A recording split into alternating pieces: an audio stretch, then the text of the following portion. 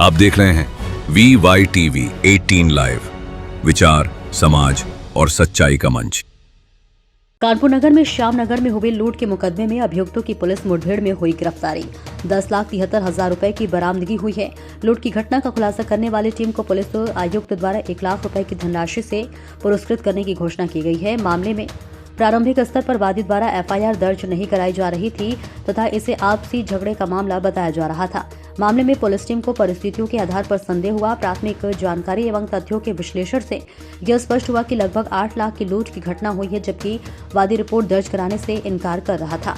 घटना की गंभीरता को देखते हुए पुलिस टीम द्वारा संबंधित बैंक से संपर्क कर उस दिन के लेन देन का विस्तृत विश्लेषण किया गया। जांच के दौरान ज्ञात हुआ कि संबंधित खाते से उस दिन लगभग 3 करोड़ की भारी मात्रा में नगद निकासी की गई थी। आगे की पड़ताल में यह तथ्य सामने आया कि उक्त राशि का अधिकांश भाग पहले ही विभिन्न व्यक्तियों में बांट दिया गया है तथा केवल 25 लाख रुपए की नकदी करियर द्वारा ले जाई जा रही थी। ऐसे में इस दौरान लूट की घटना कारित की गई है। पुलिस द्वारा तकनीकी साक्ष्य एवं लोकेशन विश्लेषण से कुछ अभियुक्तों की गतिविधियां दिल्ली के जामा मस्जिद क्षेत्र, कश्मीर एवं नेपाल तक पाई गई है, जिससे इनके व्यापक मूवमेंट का संकेत मिला। पुलिस टीम की सतत कार्रवाई के परिणाम स्वरूप कुल 6 अभियुक्तों को गिरफ्तार किया जा चुका है, जिनमें से 4 अभियुक्त मुठभेड़ के उपरांत पकड़े गए तथा 2 अन्य अभियुक्तों को भी गिरफ्तार किया गया।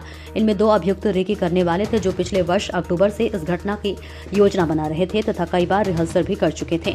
पूर्व में एक असफल प्रयास के बाद इस बार इन्होंने 25 लाख रुपए की लूट की घटना को अंजाम दिया। ऐसे में पुलिस आयुक्त रघुवीर ला ने बताया कि बैंक स्तर पर संभावित लापरवाही कर चोरी एवं संदिग्ध वित्तीय गतिविधियों के दृष्टिगत आयकर विभाग, GST विभाग, प्रवर्तन निदेशालय यानी कि ED तथा भारतीय रिजर्व बैंक को भी सूचित किया जाएगा, ताकि वे अपने अपने स्तर से विस्तृत जांच करेंगे। मामले की विवेचना प्रचलित है तथा अन्य संबंधित तथ्यों की भी गहन जांच की जा रही है। होती है जिसमें वादी द्वारा एक FIR नहीं लिखा जाता है और वहां से हमारी टीम को डाउट होता है और उनसे जो प्राइमरी जो जानकारी मिलती है उस जानकारी के आधार पर ये पता लगा था कि इसमें 8 लाख रुपए की लूट हुई है। लेकिन वादी कतई नहीं लिखा रहा था। वादी ने कहा था कि ये हमारा झगड़ा का मामला है। हमारी टीम इसके पीछे जो है जानकारी करने के लिए बैंक गई और बैंक से विड्रॉल का पैटर्न देखा है कि बैंक से कितना पैसा निकला है।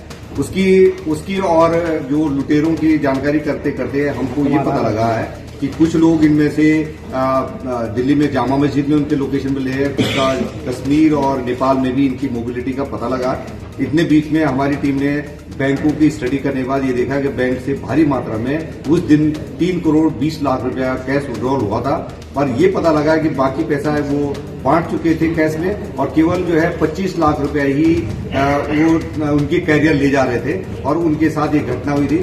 ये 4 लड़के जो पकड़े गए हैं, दो इनकाउंटर में पकड़े गए हैं और 2 और पकड़े गए उनके, और 2 जो है रैकी करने वाले 6, टोटल इस ग्रुप के 6 लोगों को पकड़ा जा चुका है। और इनकी जो जानकारी हमको मिली है उसके आधार पर हमने जो है सारे बैंकों की इंफॉर्मेशन कलेक्ट करी है और इसमें जो मेन आदमी है जो जिसका ये पैसा था वो महफूज नाम का है।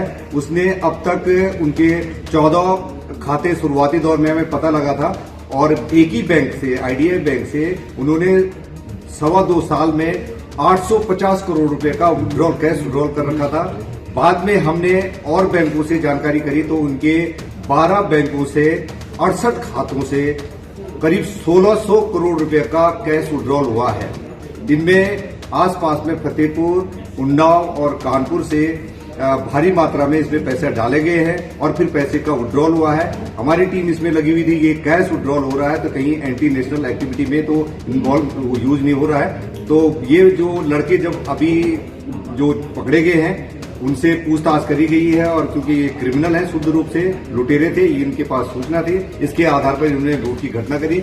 महफूज जो है यहाँ पर कैश में लोगों को बांटता है। बहुत सारी इंटरप्राइजेज इन्होंने फर्जी नामों से खुली हैं जिसकी जांच पड़ताल की जा रही है, क्योंकि ये मामला बैंक को भारी पैसे से जुड़ा हुआ है, कैश विड्रॉल से जुड़ा है, जिसमें बैंक के द्वारा कुछ लापरवाही बरती गई है।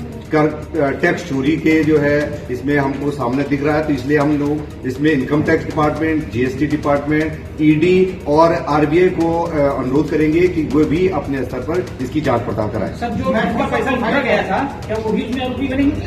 पहले ये जो अभी तक अभियुक्तों से हमें करीब 11 लाख रुपया कैश बरामद हो गया है और जो अभियुक्त जिन लोगों के साथ घटना हुई थी दो लोगों के बासिद और अशरफ के साथ जो घटना हुई थी, ये दोनों के दोनों इस घटना में लिप्त नहीं पाए गए, पर ये कुरियर की तरह काम करते थे, बांटने का काम करते थे।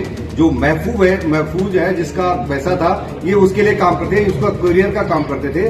तो दो रहमान और सुभान है जो रैकी करते थे, ये पिछले अक्टूबर से लगातार प्रयास कर रहे थे और इन्होंने इस घटना को कई बार रिहर्सल भी करा और ये घटना पहले अटेम्प्ट करा और अब की बार उन्होंने घटना को अंजाम दे दिया था और 25 लाख रुपया लूटा था।